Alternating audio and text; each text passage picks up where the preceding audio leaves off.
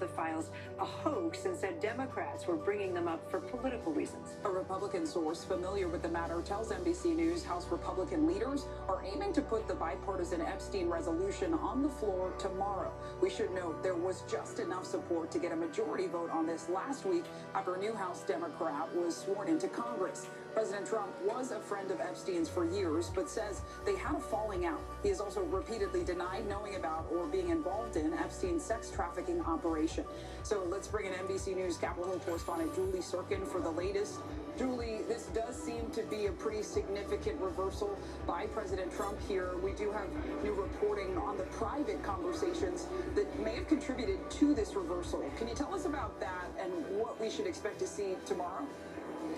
Yeah, guys, well, many House Republicans were getting tired, frankly, with the president's insistence that the House should not vote to release these files. It is an issue that many in the MAGA base, the president's supporters who helped elect him in November, support. So that was causing some real friction points, among the conference here and the president's support. Ultimately, though, Mr. Trump saw the writing on the wall. This is an issue that had the 218 signatures required, that discharge petition, that is. Speaker Johnson was forced to put this on the floor, no matter if he tried to push it and delay it or just get it over with and do it now, which is why we're seeing a vote come to the House floor, potentially likely tomorrow, according to a leadership aide familiar with that vote. Speaker Johnson did just talk to reporters, and he defended the president, saying his statements speak for themselves, and that's all he had to add there.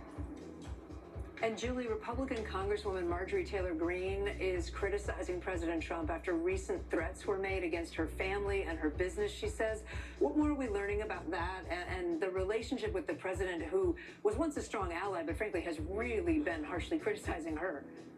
Well, there are a lot of reasons why their relationship started to fracture. There were points in time where Marjorie Taylor Greene, the congresswoman from Georgia, wanted to run for Senate. We know that leadership aides, we know that Republicans in leadership positions, including, yes, the White House, didn't want her to make a run for that. So then we've kind of seen an evolution from her, trying to soften her stances on many issues. But it is not just the Epstein issue that she is totally at crossroads with the president. She has signed onto the petition a long time ago. She has always advocated for the release of these files. And again, it is something that the president's supporters support them doing, but it is also on the issue of foreign conflict. She disapproved of the president's handling of Israel in the Middle East. She disapproved of the Affordable Care Act, what the party was doing there. And Speaker Johnson, actually, in talking to reporters a couple of moments ago, said he's not surprised that Marjorie Taylor Greene and the president had a falling out. She is somebody who has criticized Speaker Johnson repeatedly, so those two did not have a positive relationship either. All right, Julie Sirkin, thanks so much. A group of lawmakers is expected to hold a press conference tomorrow with some of the women who survived Epstein's abuse. It comes as a new public service announcement video demands that Congress vote for the release of all of the Epstein files. NBC News Now anchor Hallie Jackson spoke with two survivors featured in that video about what they hope it will accomplish.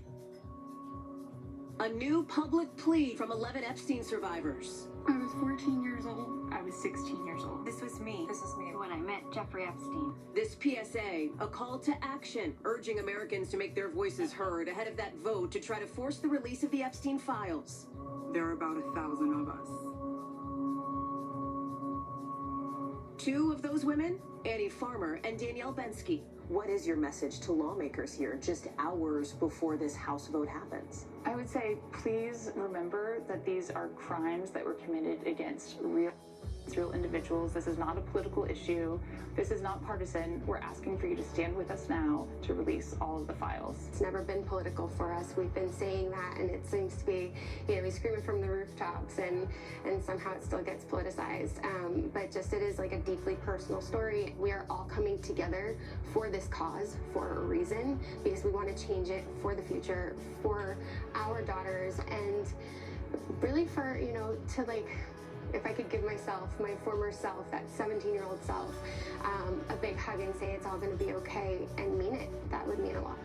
Farmer and Bensky here in Washington ahead of this week's House vote and that rally at the Capitol, at which one lawmaker says he'll call for press to meet with survivors. We hope that there's enough momentum that we get the results we're looking for, and that if it's really clear that this is what the American people want, and this is what what our government is pushing forward, that he will follow through with that. So I think just to have that moment with him where he can see the truth in our faces, it would be really helpful. And now, another step in their fight for accountability and transparency for them and all survivors.